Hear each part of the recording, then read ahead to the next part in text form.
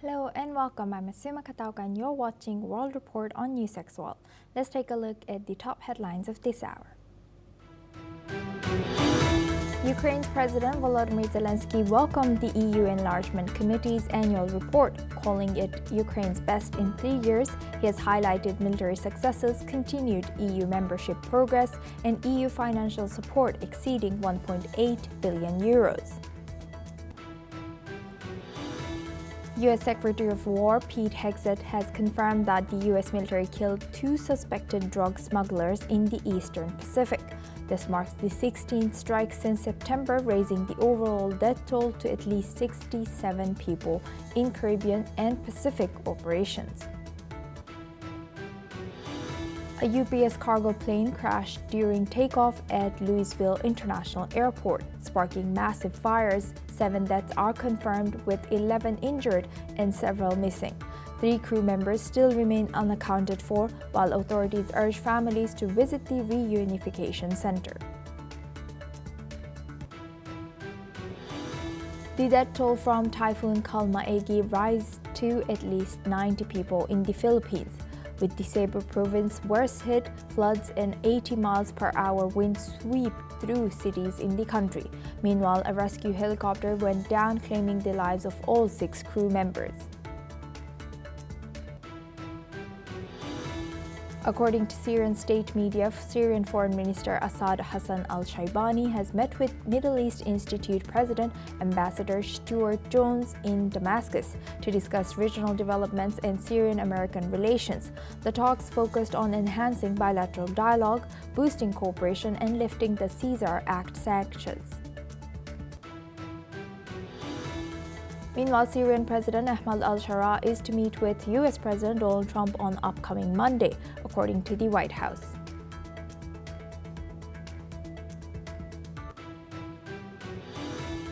French President Emmanuel Macron has announced that Iran has freed 2 French nationals after more than 3 years in detention.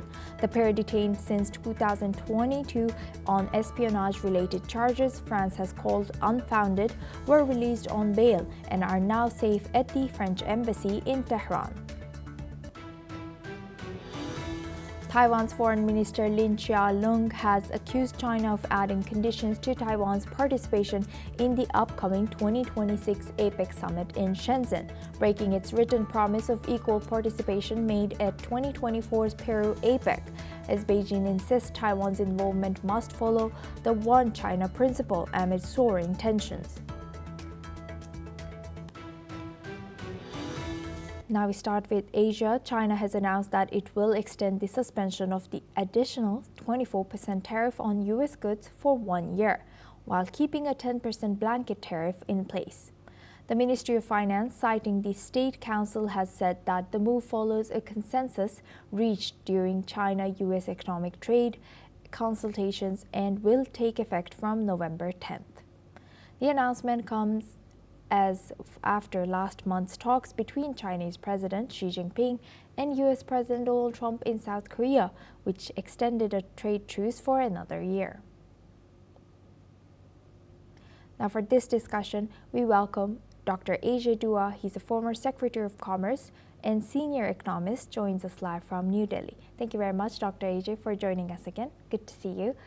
Dr. Ajay, how could China's extension of this tariff suspension impact U.S.-China trade tensions now? And to what extent can trade exposed that's taking in China now and large-scale import programs offset concerns about China's limited market access and protectionist policies? Thank you for having me in this discussion. I think China has taken a major step today by announcing this concession. And I call it a concession because we do not hear the corresponding measures which the US is going to take after their understanding yesterday in the 5 or 6 rounds of the trade talks which have been taking place. I think the opening up of the Chinese market to US soybean, of which 12 million tons, as much as that, are expected to be imported, and removing the 15% duty on it which used to exist earlier, I think China has shown the US that it means business to get back into the high level of trade which the two countries had. Also, China has removed the 24% duty which it had levied some time ago and only retained the basic 10% duty which had been on the US products for some time. So I think the Chinese are acting on what has been agreed yesterday and in the broader understanding of what was agreed in South Korea at the APEC, on the sidelines of the APEC summit, when the president of China and the president of the United States had a very good meeting, to which, if you will recall, President Trump gave it a score of 12 out of 10, saying that it was such a good meeting. I think on this issue, the Chinese seem to be very happy that the US called them an equal partner in the world affairs when it treated it as one, when it told them, let's work together now to settle the Ukraine dispute. That was, I think, a bolt out of blue for China, which had been working on getting an equality with the United States for a long time, and here was a bonanza to it, given to it by President Trump himself. And also, the President Trump did not raise the issue of the Chinese threats to Taiwan at all. So again, giving a hint that it's not sticking to any of its past commitments to anyone in order to build up a new relationship with China. It is good for China, it's good for the United States. I do not know whether it's good for rest of Asia, including India, if the two countries are going to be dividing the sphere of influence around the world between the two of them, as used to exist in the 60s and the 70s when the Cold War existed, and the world's area of influence was divided between the US and the Soviet Union. And building on that, Dr. AJ, although positive, does China's new big market for all initiative do you think it represents a genuine commitment to global openness, or do you think it is primarily a political response to current trade pressures? I think it's a mixture.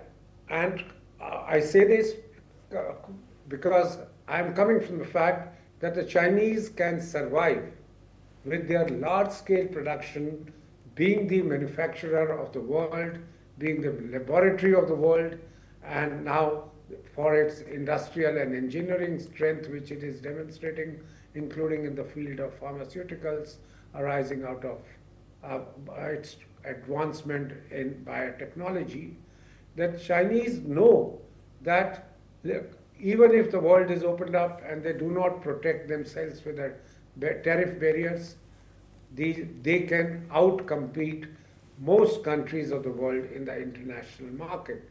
So if they know that their products are going to be selling around the world because of its features, its pricing structure, etc., why not also pose as the messiahs of free trade?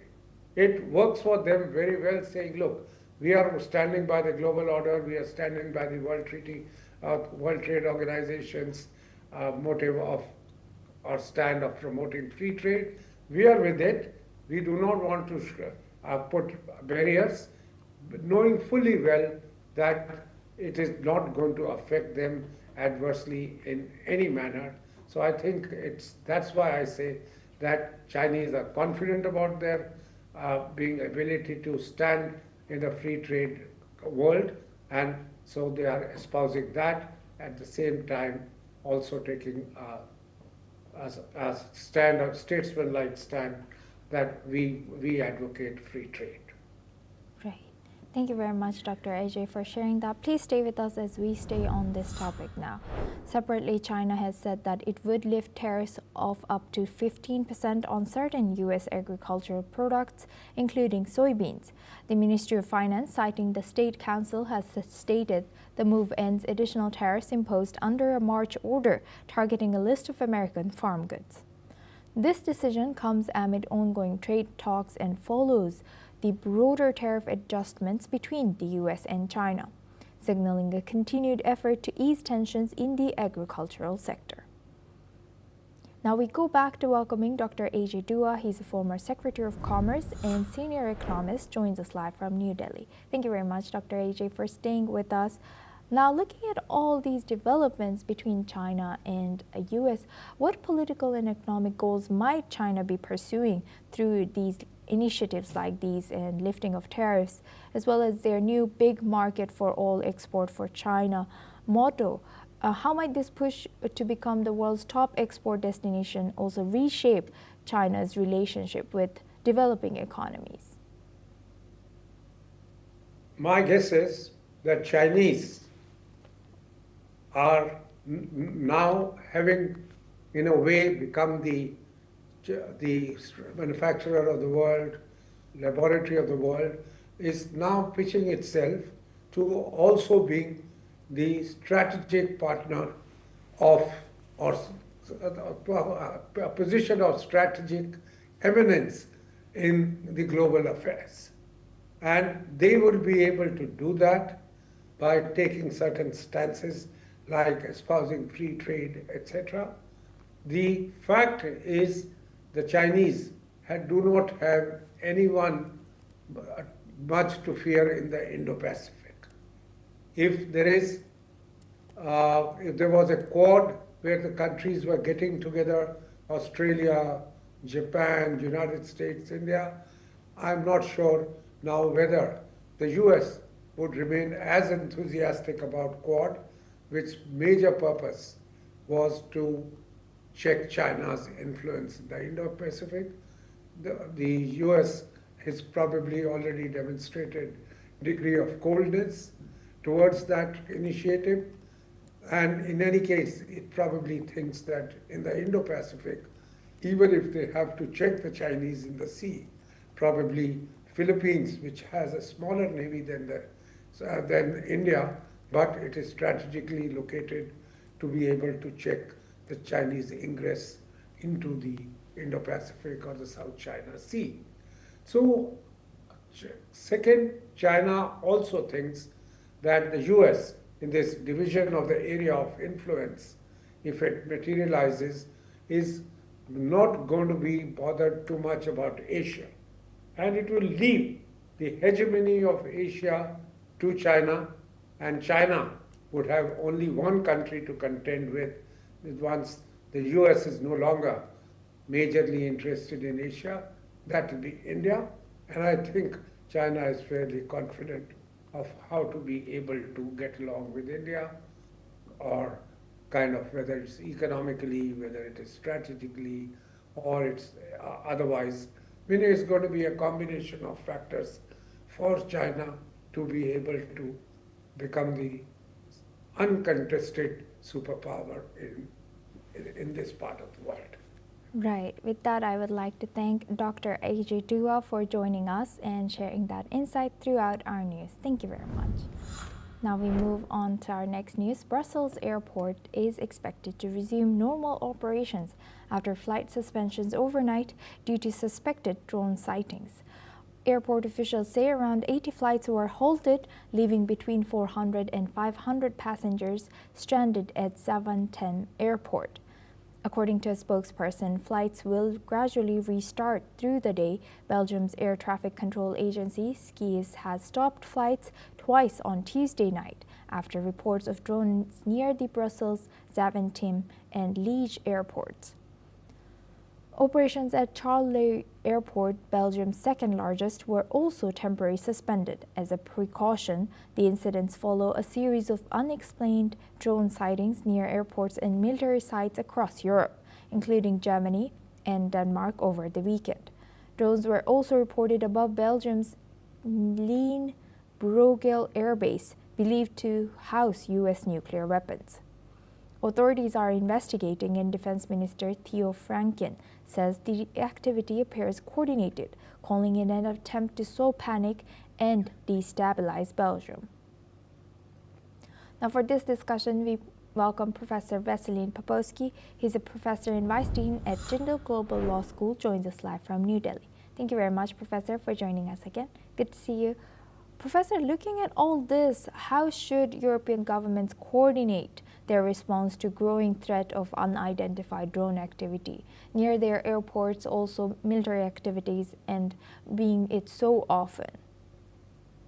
Yes, you are right, Asuma. It's important for European governments to coordinate. Mostly the intelligence services should be constantly in touch, and I'm sure they are communicating regularly, almost constantly, for any similar objects that might threaten, especially airports, because at the airports it's very visible when disruption happens and passengers get very angry. They cannot go to their families or to their business trips, to their vacations and everywhere else.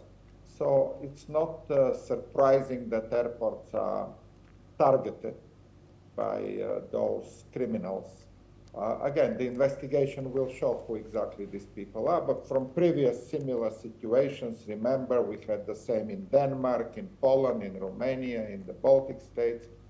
Usually these are agents that are hired by the Russian Federation. Russia is very much interested in disrupting Western European countries, especially the airports, so there needs to be a very proper security coordination among all European governments so that these incidents are minimized and not disrupting the life of regular people in the European countries. Right. Thank you very much, Professor Popovsky, for sharing that insight. Please stay with us as we come back to you for our next discussion as well. Now, moving on, the European Union has reached a deal on its 2040 climate target after intense negotiations in Belgium's capital city, Brussels. Member states have agreed to cut greenhouse gas emissions by 90% compared to 1990 levels. Moreover, countries will be now allowed to use international carbon credits for up to 10% of the target. The EU has also set a 2035 emissions reduction goal between 66.25 and 72.5%, which is to be presented at COP30 summit in Brazil, scheduled later next week. This agreement follows concerns from some nations about the impact on domestic industries, leading to flexible measures. If forests or land-based CO2 absorption fall short, the EU may adjust intermediate targets or take additional actions. Now, as Europeans finalize their plan, Brazilian President Lula da Silva has expressed confidence in hosting the COP30 summit. He has also proposed an environmental council linked to the UN to monitor and enforce global climate decisions. Let's in fact listen into what he has said further on this proposition. A nossa ideia de propor, sabe, a criação de Conselho do Meio Ambiente, órgão ligado à ONU com um pouco mais de poder, para poder, ao decidir uma decisão aqui, esse conselho poder viajar o mundo acompanhando os resultados, sabe, das decisões que nós temos aqui, porque senão não vai acontecer. Um país falou, não vou cumprir, não acontece nada com ele, sabe? Então a COP vai perdendo o estímulo. Now, for this discussion, we welcome back Professor Vasilin Popovsky. He's a professor and vice dean at Jindal Global Law School. Thank you very much, Professor, for staying with us.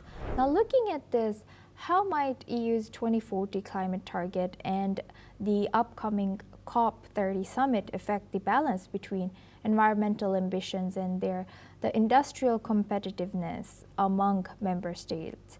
Do you think these environmental regulations and these kind of initiatives are still credible? Yes, absolutely. They are still credible, Asuma. They're important because we know the consequences of climate change. They're visible. We have constant floodings and droughts and extreme weather events that affected so many people in so many countries in the world. So the emissions need to be reduced, and the European Union countries pledge to do that is significant. They basically said that 90% of the emissions will be reduced by year 2040, back to the level of 1990. So for that 50 years of time margin, the Europeans are taking a very ambitious target of 90% emission reductions.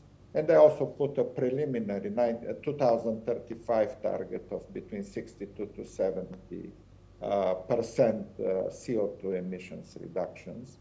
And absolutely, they are very serious. On your question about the potential tension between industrial demands, a lot of those renewable energy proved to be quite significant and actually much cheaper than initially projected 20, 25 years ago.